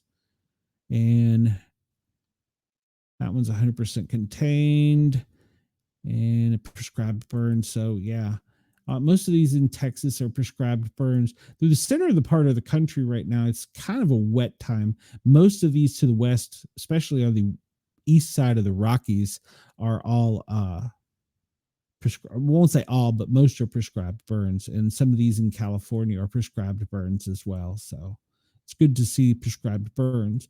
We'll go over here. This is the NASA U.S. forestry map. I like this one because it gives us not only the scale, it gives us the warning, and we get these little red dots. Let's see, wow, look at these. I missed a lot. Yeah. They don't like me. So it is what it is. Sometimes. Let's see here. That whole fire area, fire weather warning area, pretty much all in New Mexico, half of Texas. If you're in that area from the Four Corners to the east, it's really a bad time right now with the dry weather. These little red dots indicate fires that have been reported or seen by satellite. Doesn't necessarily represent one that is burning, because we see there are several around East Tennessee where I am right now. Where's that one? It doesn't really say. Okay, Copper Ridge. That one's that could be a brush fire. What we have down here in Knoxville. This is probably Sharps Ridge. They've been working on that one for a while. Down in West Knoxville, I don't know what would be burning down there, but yeah, you see these little ones, but the bigger fires are the ones indicated by the size of the blaze, and you can get more data on them. Specific information it shows on the fire, but right now the largest fires that are burning are still on the east side of the Appalachia. Down in Florida, I believe these are prescribed burns. The Juniper Swamp, I believe these, I had to go back and look at the other map, but I believe these are prescribed burns with the exception of one down in South Florida. And it's 300 and I'm sorry, it's only 340 acres, and it doesn't say it's contained any, but I thought they had it contained. The one to the south of, to the north of Orlando was a controlled burn. We looked at that one earlier. So, all right, there's that map. Got my time here. Got 30 minutes left. And here is our wind map, the big, beautiful, round, perfect globe, just for you, Chris. And we talked about the winds coming up out of the Gulf, and this little area of concern over here, it's not quite triggered or tight enough yet, but there was some talk that could become a disturbance in the northeastern Atlantic, but it's still not really on the radar yet. So we're going to keep an eye on it for the next couple days. But pretty much all of the winds are flowing in from the south on the Atlantic side, going up the coast out through Maine and along the Gulf of America. It's pretty much drawing all that Gulf energy up through the center of the country, following the Mississippi and going up into Canada, while the rest of the country is seeing, in the northwest section, seeing a relatively wind-free day, with the exception of down there in that fire weather area where it's coming off of the Pacific over Mexico into New Mexico. That's the area that's concerned the most, because it's going to have that dry blowing air coming out of Mexico and Texas. And yeah, it's a big area for concern. Let's drop down into Australia real quick and see how their winds are. And it looks like a tropical low has lost a lot of energy, Earl. So that's a good news. So it's not really as windy as it had been. All right, that's good news. There's this one little low over here, and it's got winds. They're 58 kilometers an hour. Is that right? 63. That's pretty significant. So, and in this little depression up here, they were talking about that hadn't quite really formed. It's got 43 kilometer an hour winds. That's this one's a pretty tight formation down here, so we might want to keep an eye on that one. But it looks like it's going to probably continue to go to the northeast. Hopefully, it won't make a turn back to the west. So, all right. What else do we have here? We'll kind of zoom around and see if we see anything else. Let's look at the Pacific. We didn't really look at the Pacific much. Yeah, there's really nothing formed or even tightly formed out in the Pacific. This up off Alaska we talked about yesterday, where they were having the blizzard warnings, the winter weather warnings all up in Alaska. So, and then off in the Atlantic, yeah, just that one little section right there. And it's not really that well formed. It's got a wedge behind it, so hopefully it won't. But we're going to keep an eye on that throughout the next couple of days. But this will be shifting. The winds will be shifting to the northeast more as that front comes down out of Canada. When it taps that nice warm Gulf moisture and that Gulf air, it's going to pull that energy up right into the center of the country. So weather radio, flashlight. I've said this before, haven't I? Oh, I forgot to do this one earlier. Oh, wrong one. I got out of order. This is the wildfire map and smoke map. And pretty much as we were showing there a minute ago with the wind, it's just pushing it up straight along the Mississippi, pretty much from Louisiana all the way up through St. Louis, almost Chicago. So it's going to be kind of a smoggy. This is why the air quality is so poor in pretty much east of the Mississippi, because all of this is going to be pushed up and out and eventually through the northeast with the winds. And we talked about there was over in Colorado, the reason that the air quality was so bad in that one section was probably because of a wildfire, and that looks to be the case. And that's pretty much down in Florida, mostly in the Panhandle. Going northeast is where the smoke is. So pretty much just north of Tampa, crossing over, skirting over, across and out through Jacksonville, and the rest of the Panhandle to the west, up through the country. And that's that poor breathing quality air we talked about earlier. So this is our space weather aurora map. And areas that they are concerned about were, like we talked about, not really affecting the United States so much. Out in the Atlantic, it'll affect GPS for air navigation in probably a pretty wide swath, but it's not going to affect the states too much, other than the GPS out off in the Atlantic when we're looking at it.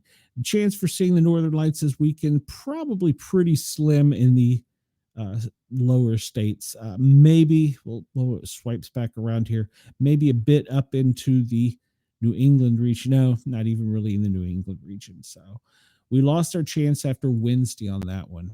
And it didn't make it as far south as I was hoping. I checked it right beforehand, hoping I was going to go out and see it. Last time I had a chance to see it, in Atlanta, there's just no way of seeing it. Chris says, I missed the Columbus, Ohio map. I hope everything there is okay. Yeah, everything looked to be okay in Ohio. So we have a new hazard created while we're live. Let's see, a flood warning in Hawaii. Okay. All right. This is the disaster alert map. And I'll only show you this because we talk about all the others, but because this puts it in more of a graphical display. I like the pretty colors, but you can come onto this website and it will show you a more graphical display, and you can pull up each individual one and see, like, landslide, Sequoia in Sierra Nevada. That's interesting. We hadn't talked about that one. So yeah, landslide. Phoenix is probably going to be the drought. And up here in the Wyoming region, it's going to be the snow. In Colorado, the same thing. Winter storm, all that in the higher elevations. New Mexico, the high wind, that right there in that area is going to be an area of concern. Oklahoma, they've still had a few wildfires. It's not as bad. Of course, over on the east side of the Appalachians where it's the worst. And let's see, down in Florida, just the one wildfire. No, that's in Georgia, Thomasville. I think that one was contained. And up in the Northeast, nothing. We'll go up to Alaska because I've ignored them so much. They've got the winter storm off of the northern coast, and landslides on the southern coast. That just Alaska has some really strange weather. Is that a volcano? No, it's an avalanche. Nope, landslide. So that was because of all the blizzard warnings from yesterday. If you remember yesterday, we looked and they saw they had some extreme weather coming. Go down to that's Dominican, Puerto Rico. Nothing but you can see the earthquakes. That reminds me. Let's go zoom in on Texas and see, because Texas had those cluster or swarm earthquakes. We'll show that here in a minute. And there was quite a few of them. Yeah, it is the land of extremes. One side it's a blizzard, the other side you're getting landslides, mudslides. So yeah, you're right, Chris. And we'll refresh this in case I've missed something while I've been on the air. And earthquakes, the most recent one being in Chile, Indonesia, and in offshores. And the cyclone we talked about, Earl, or is it Errol or Earl? It is now a tropical depression. Flooding in Nigeria. And then let's see, droughts in Ethiopia, forest fire. They're not showing any volcanic activity, but if I recall correctly, we'll look over here in just a second. I thought there had been. This doesn't really show because this is only 2.5 plus magnitude, but Texas has had several, like we talked about. Did we call them, were they called clusters or swarms yesterday, Chris? But there were several different earthquakes that they thought might be by fracking. I don't know if that was the author's opinion or if that was fact, but there have been several swarms of small earthquakes in Texas. I still think it's the aliens. The aliens are trying to come out. All right, so this is the interactive map, earthquake and volcanic activity, and you can see the most recent stuff has been out in Indonesia, in Japan, in the South Pacific, Bay of New Zealand, British Columbia 21 hours ago had an earthquake. I wish I could. Oh, I can, but I can't zoom in. We see all of the off of Papua New Guinea, all the earthquakes and volcanic activity there. Nothing really affecting. It looks as though Australia, down New Zealand, they've had several small. Well, they're not small. They're 4.0, 5.0 earthquakes in New Zealand, and in Tonga they had a 4.9. But this once again doesn't really show us anything because it's greater or less than 2.0. There was one in the ridge 19 hours ago between the continents that was 4.6. When I say the continents, I mean the East and the West, UK and the US. And then, is that volcanic activity? No, it doesn't. You can't do anything with it. Didn't Pele volcano. Okay, so, but they're not active. All right, so, but this one is active down here in the South Sandwich Islands. I've never heard of the South Sandwich Islands. And Alaska has got, they got volcanic activity as well, Chris. So, yeah, you just never know. All right, so that is your update there. I missed something. I know I missed something. I don't know what I missed. All right, well, it's too late. We've already missed it. I was saying, I missed the event list. That's what I missed for the biological and all of that stuff. I don't know where it went. All right, so let me refresh this real quick, and we'll see here. We'll start up here around Boston, where we know some things are going to be going on this weekend. In Connecticut, they have a large brush fire. That was 4 hours ago. And Watertown police arrest a suspect accused of breaking in numerous apartments.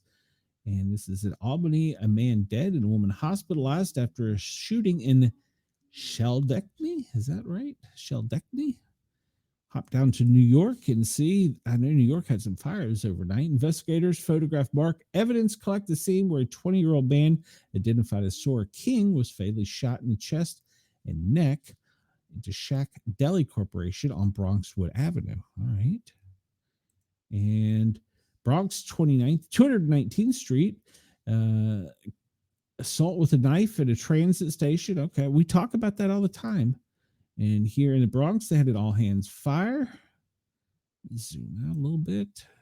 Go further south. What is this? Manhattan, 408 West 14th Street, a confirmed robbery is looking for S1 is a F/H wearing a black t-shirt. I don't know what any of that means. Uh, so I guess that's a description. Oh, suspect one. Okay, suspect one is a FH. I don't know what FH means. Suspect two is I'm gonna guess male Hispanic.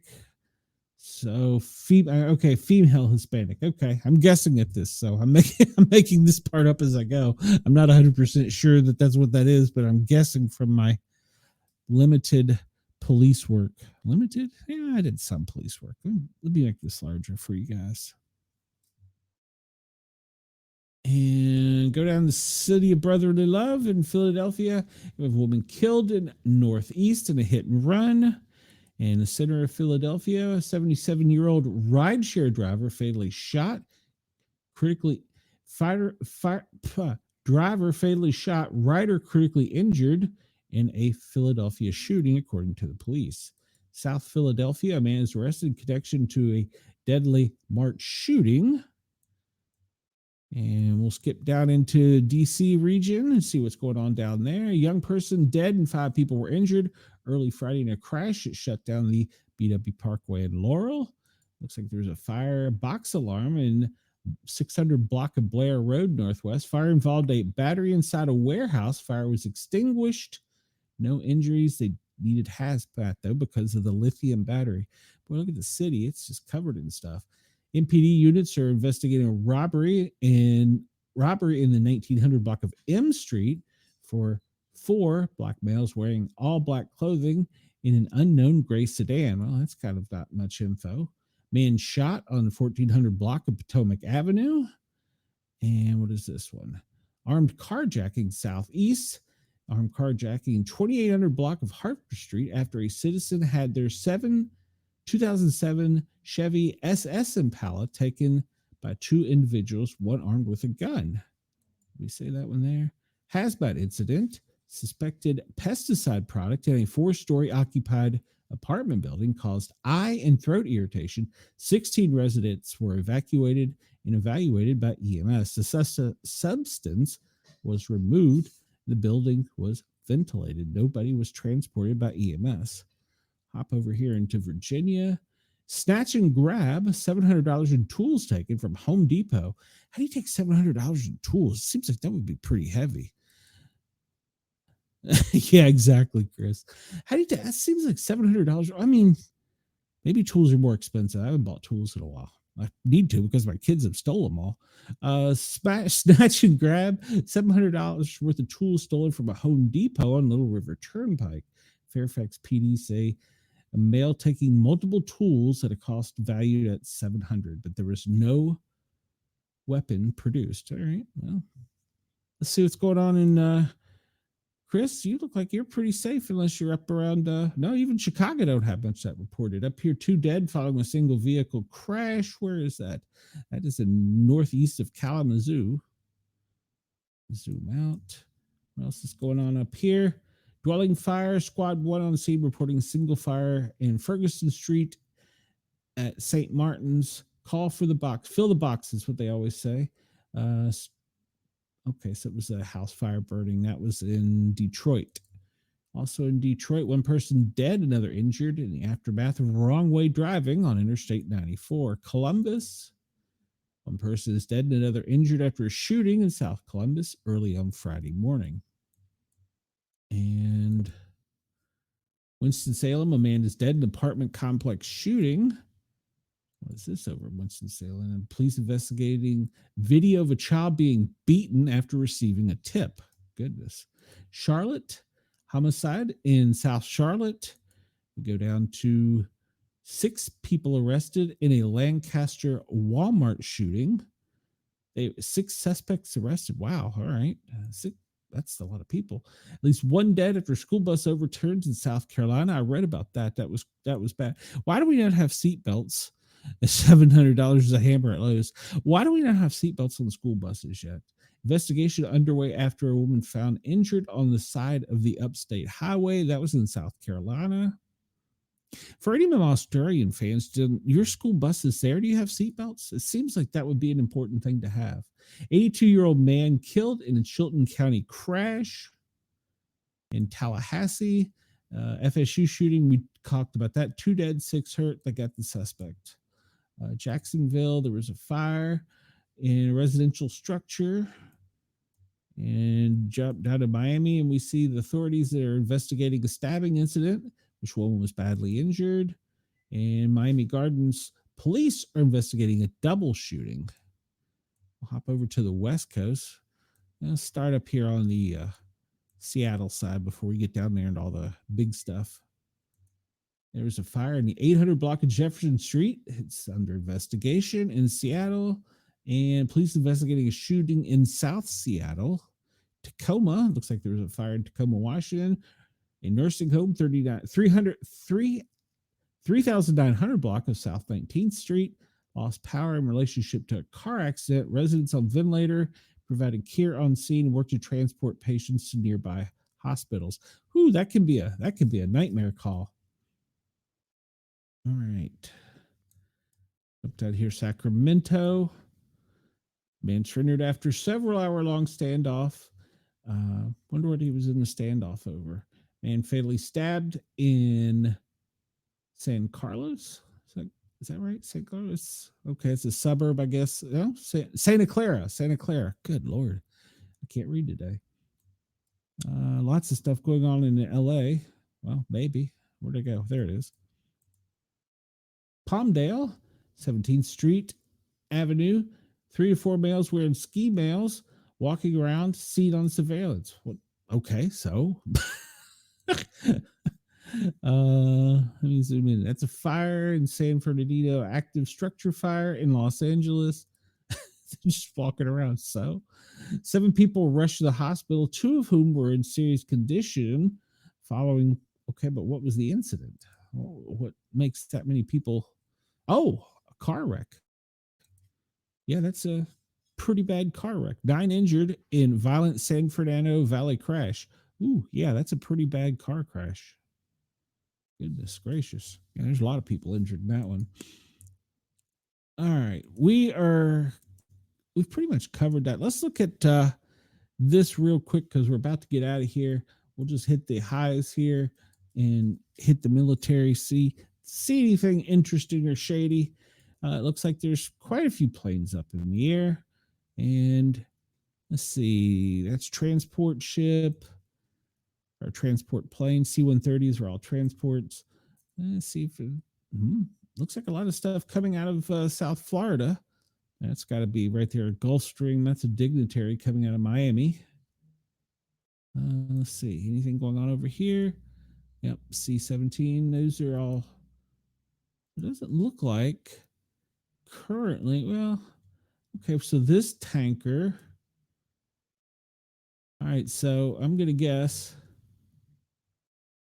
that this is either returning or bringing fighter jets back to the States, looking at its path, one or the other. So because we know that the fighter jets need a lot of fuel, so he would have been supporting them.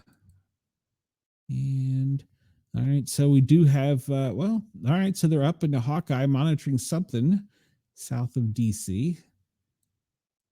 They're looking for something. They're always looking for something. Let's go up to Boston, see if there's anything going on up there.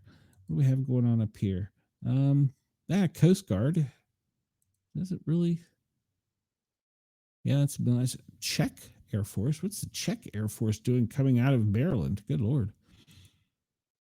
Black Hawk.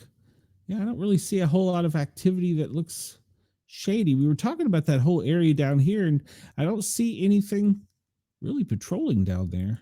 So maybe the area of concern. This,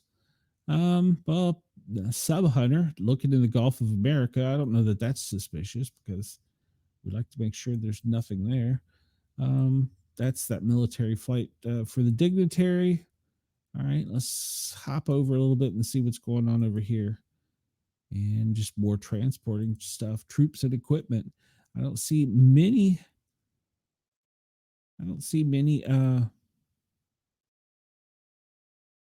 Out there, yeah, okay, so that's just a leader. It's a dignitary coming out of or going somewhere. Um, yeah, I don't see much going on there. All right, what's this little thing down here? Huh. He doesn't show where he came from or where he's going. All right, well, it's a C-40, so it's down in the middle of the Pacific. Zoom out a little bit, and all right, we'll move on. Doesn't look like anything shady, and we're about to get out of here actually. So let's just go on to the last thing we normally cover for the day. Um, that's the marine traffic. We talked pretty much about that. Oh, looky here. Look at all these up. These were up earlier. All these balloons coming out of Baltimore. Yeah, they're going out to sea. So weather balloons are up. Huntsville, weather balloon there. So yeah, several weather balloons. All right, we'll leave out of here with Bit Defender, and this is showing us where all the recent cyber attacks are coming from. And we see with the red being the attacks, the yellow being the infections, and the white being spams. It looks as though most of the attacks are coming from Asia towards the United States. Oh, we do see a few fired off from the United States, which is kind of unusual, but Andy has this Czech Air Force doing this dirty work. You might have. Whoa, look at the U.S. They just fired off a barrage of things. We haven't seen that much activity in a bit. And it looks like they're all going towards Asia. So you might want to watch. It's getting close to the Friday news drop time, so who knows? But yeah, it looked like the States was firing off around. We usually see them incoming to the U.S., not outgoing. So, all right. Of course, this is at Bit Defender. You can go watch in real. Well, it's supposed to be real time, and I don't know if it is, but it's supposed to be. So you can look down there at the bottom of the screen. If you can read it quick enough, you can see the attack type, the country, and the target country. And you see that the attack country, Canada to the U.S., United States doesn't say, United States doesn't say, United States to United States. Why are we attacking our own self? You can see all of that. Australia looks to remain pretty nondescript in this. So they're a peaceful country. All right, everybody. I want to thank everybody at Radio X. Next up, we have David Breckmeyer on Radio X in Australia and Yerg's Radio and Rainbow Radio. I want to thank them for allowing us to let me tickle your ears, your inner ears. And of course, I will be back on Monday. And I also am on the Thin On Rock Station Tuesdays and Thursdays, noon Eastern to 2 p.m. Eastern, playing rock and roll, a little disco. You never know what you're going to get with me. Sometimes I was in a country mood last week, so it just depends on the mood, I guess. Spinning some records, I'm over there. And of course, every Wednesday night we have on YouTube, on the Para Are Normal, 3 different words, guys, plural, well, with a Z. On YouTube, we have the Para Are Normal Guys show.